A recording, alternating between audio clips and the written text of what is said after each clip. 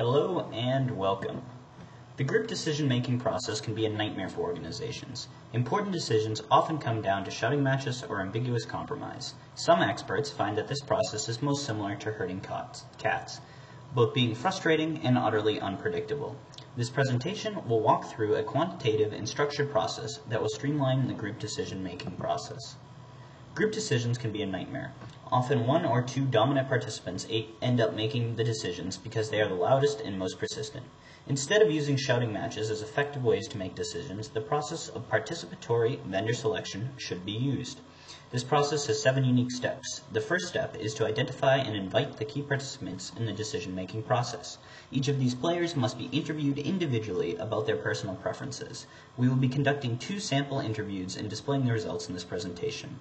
At the completion of Step 2, the data from all interviews must be aggregated and organized. In Step 3, all participants meet together and discuss the collected data. As a group, they must decide on the final attributes.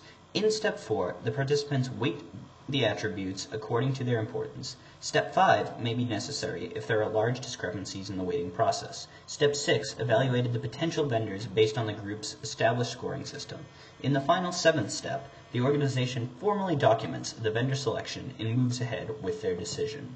In this example, we are trying to select the proper electronic health records vendor to a small community hospital. The hospital already has a system, but many employees and physicians have been reporting that it is too tough to use. The hospital wants to implement a new system entirely. Our first participant is the chief radiologist. In his personal view, he commented on the fact that the current system does not allow you to pull up X-rays or CT scans digitally. He also described his concern of the total cost of the new system. He explained that it takes too long to teach technicians how to use the system, and the current system is only compatible with 40% of frequent outside providers. After careful questioning, the interviewer was able to name 4 key attributes and establish specific levels with corresponding ratings. The table shows the attributes in blue, their specific levels with ratings in pink, and the weight based on importance to the radiologist in the light blue. Our second participant was an anesthesiologist. In her personal view, she compassionately talked about the safety and accuracy of the current system.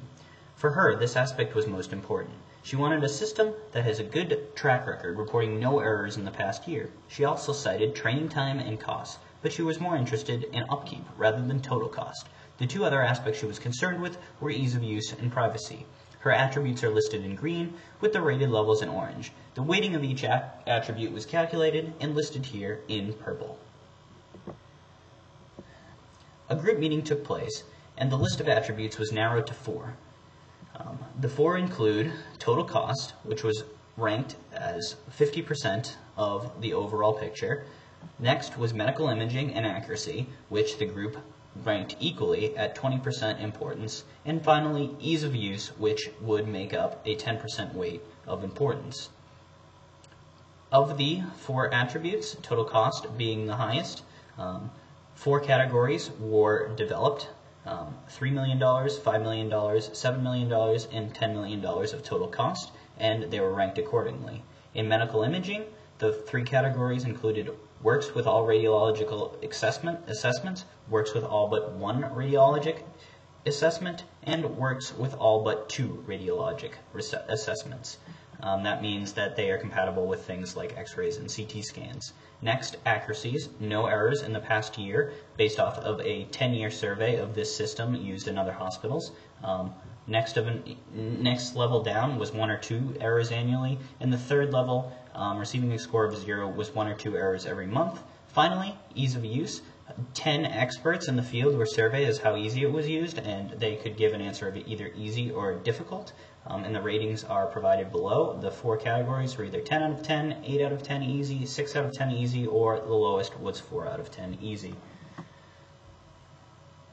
This was all compiled into a chart. As you can see in the purple, attributes are on the left side, are 4 attributes along with their corresponding weights.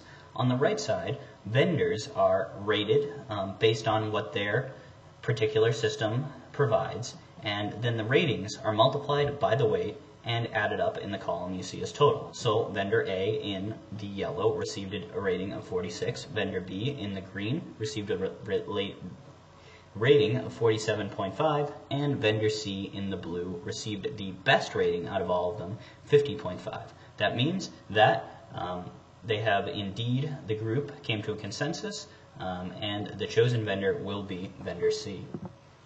Vendor selection process creates an opportunity for a united consensus. Participation of all key members in the vendor selection process allows for confidence and reassurance in the organization's final decision.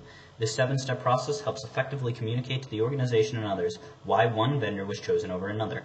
The quantification aspect of the process allows the organization to end conversations and finalize their decision. The scoring is simply a reflection of this resulting agreement. The one-on-one interview process allows for a straw model to be made prior to the group meeting. The straw model forces the group meeting to be more productive because the participants have established